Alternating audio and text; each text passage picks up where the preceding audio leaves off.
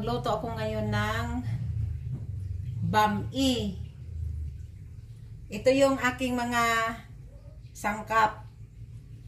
Itong baboy, naka-slice siya ng strips. Tapos minamarinate ko siya sa tuyo at saka paminta. Tapos ito yung sutanghon, binabad ko siya sa tubig para pagkagisa mamaya malambot na ang sutanghon. Tapos meron akong repolyo, strips din. Tapos meron tayong bawang, sibuyas.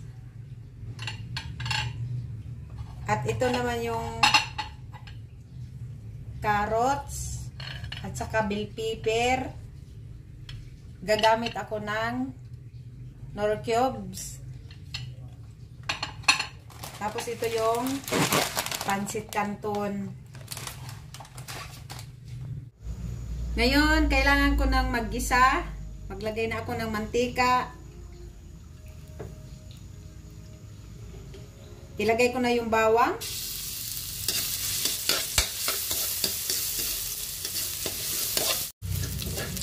Ilagay ko na yung sibuyas.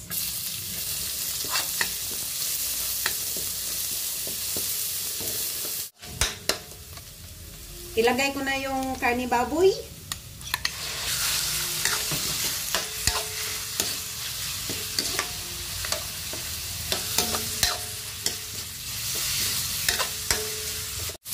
Ito guys, pinapa-brown ko yung karne para medyo naman bumango. Tapos, kailangan ko siya lagyan ng kunting tubig kasi palambutin ko yung aking karne.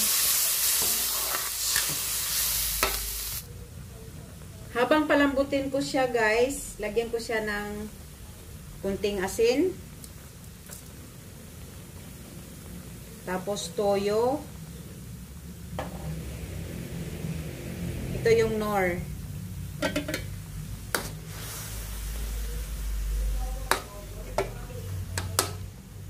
Takpan ko muna siya.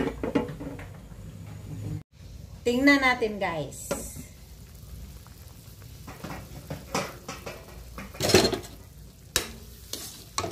Yun, malambot na itong karne. Ilagay ko na yung carrots at bell pepper.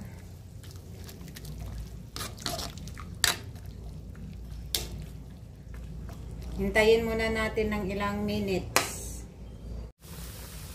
Ilagay ko na yung canton guys.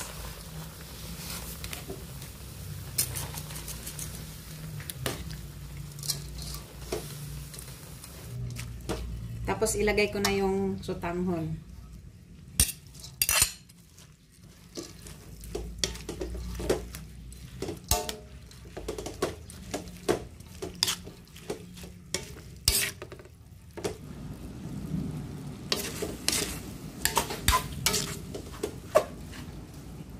Ilagay ko na yung repolyo.